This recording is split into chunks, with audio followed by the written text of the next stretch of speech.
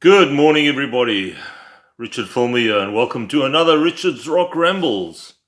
Here on this pretty chilly winter's morning in Cape Town.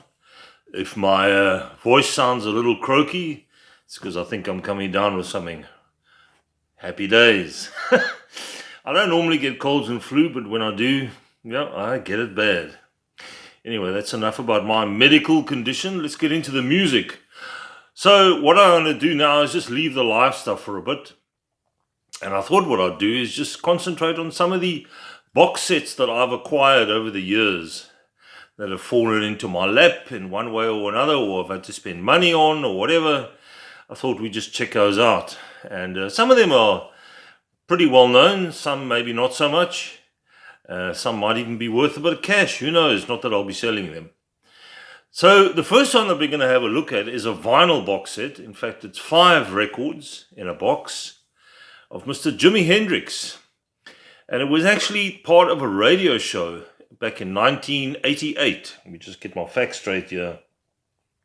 Yeah, it was originally broadcast in the US on September the 2nd and 3rd, 1988 as a 6-hour radio show.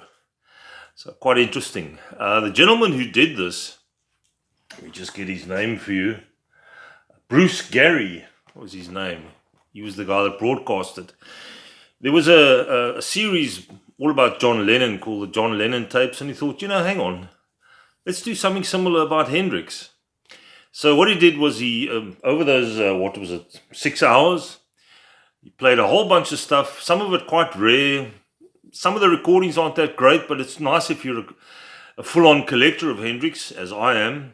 I'm a huge Hendrix fan. So it's just a nice bit of a collectible to have. And so he broadcast this really interesting facts in between the tracks.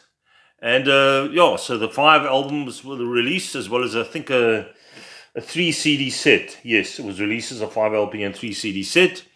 And that was in 1989. So a year after it was broadcast.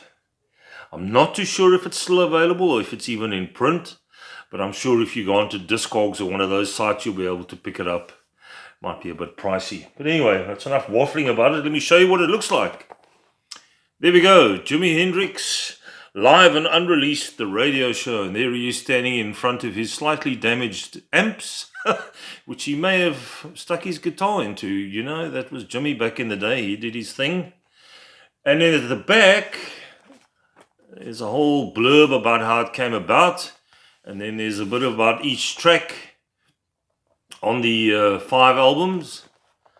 Really interesting stuff. Not all of it's Jimi Hendrix, some of it's with other artists, like Little Richard, and but it's really, really interesting. Excuse me. Just want to take a swig of water here. So, 5 albums. Let's just see here what it says. So he says he thought, seeing as it's a John Lennon thing, let's do a thing for the radio show. And got some old tapes. And I'm going to see what it is. Then it was him and another engineer, Dave Kephart. And ran on 3 consecutive nights during the Labor Day weekend in September 88. And was a huge success. That's the story. There we go. My hope is that the show will entertain you diehards out there, that's me, and maybe convert new people to the Jimi Hendrix phenomenon. And he was a phenomenon. I mean, Jimi Hendrix changed everything with his guitar work and his singing even. I mean, even though he wasn't a fan of his singing. Cheers and enjoy, Bruce Gary. So on side 1, you have I Don't Live Today, live, previously unreleased. There's a lot of tracks here, so I'm not going to go through all of them. I'm just going to sort of pick a few and tell you about them. And that was recorded at the Los Angeles Forum in 1969. And that was the last tour with the original Experience, featuring Noel Redding on bass and Mitch Mitchell on drums. Then Testify with the Isley Brothers, or the Isley Brothers, if you want to say. Jimmy joined the Isleys in early 64, and Testify was recorded in New York in April 64 and released as a single. Excuse me. Lordy Miss Claudie with Little Richard. It's So he played with Little Richard as well. And I think at one stage, Little Richard was a bit upset with him because he was kind of upstaging him on stage. You know, Jimmy doing his thing with a guitar behind his head and with his teeth and what have you. And Little Richard said, hang on, I'm the star here, not you. Anyway, he stayed with him for a bit. And this was all a part of Hendrix's, I suppose, training in a way before he got over to the UK. So he did the Chitlin circuit, it was called. So he got all of this under his belt and he became more proficient in his playing and he became a really good showman as well. Then on side 2, you've got Red House, recorded at the Olympia Theatre in Paris in October 1967, previously unreleased. So there is quite a bit of unreleased stuff on here as well. Hey Joe, the first single in October 66. Hoochie Coochie Man, recorded on BBC Radio's Alexis Corner's Blue Show. He had a very big show in the UK. He had a lot of people on, Jethro Tull and especially Hendrix. I was trying to see what else is here. Little Wing, recorded 67, Olympic Studios. Driving South, recorded at the BBC Studios. There's a lot of stuff on here which I think hadn't been released, or this is the only place you're going to find it on. By the way, this is released on Castle Communications. Like I said, some of the recordings, because they're so old, they're not the best in the world and they haven't been remastered or fixed up, but it's just nice to hear as a historical thing, I suppose.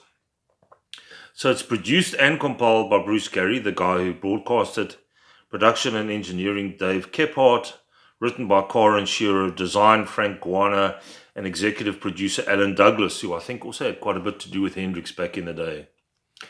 I'm trying to see what else is here that I can tell you about. Send My Love to Linda, Electric Ladyland Studios, August 1970, previously unreleased. Taken from one of Jimmy's last recording sessions. That's on side 10, so that's on the 5th album. So there's 5 vinyls on here, like I said. I can't remember where I got this from. I actually think I got this from a buddy of mine. And these records are all in very good nick. So I only take this out from time to time, you know, when you want to, because what happens is you get the music plus you get the broadcast. So there's a guy chatting sort of in between tracks as well. Really nice as a collectible thing. And as I say, if you're a completist like I am, then this might be something that you want to check out. Jimi Hendrix, live and unreleased, the radio show. There we go. Thing of beauty right there. And me being a Hendrix fanatic, I had to have it. So there we go. The first of a look at some of my box sets. And I'll see what else I can dive into. I don't have that many because of the price. But as I say, I've acquired a few over the years from friends and, you know, been lucky with getting some of them. But if I have to get them today, it'll cost me an arm and a leg, especially with our exchange rate here in South Africa, which isn't the greatest at the moment. That's it, guys. Have yourselves a great week. If you haven't yet, down below, subscribe. Give me a thumbs up if you enjoyed the video. Any comments, please. Love to hear from you. Yeah, take it easy, and I'll see you soon. Cheers.